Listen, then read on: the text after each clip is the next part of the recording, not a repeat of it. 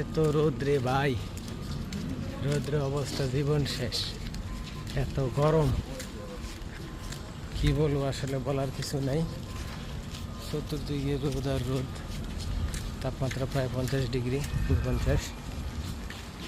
অনেক খারাপ অবস্থা, অনেক। আর এদিকে শুধু গাড়ি আর গাড়ি। এই গরমের মধ্যে কেউ ডিউটি করতে রাজি না, গরম। আজকে অবশ্য আমাদের ছুটি ছিল, আমাদের ক্যাম্প দোতলায় উপরে।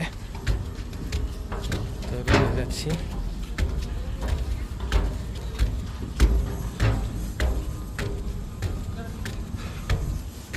রোদ্রের অবস্থা খুবই খারাপ।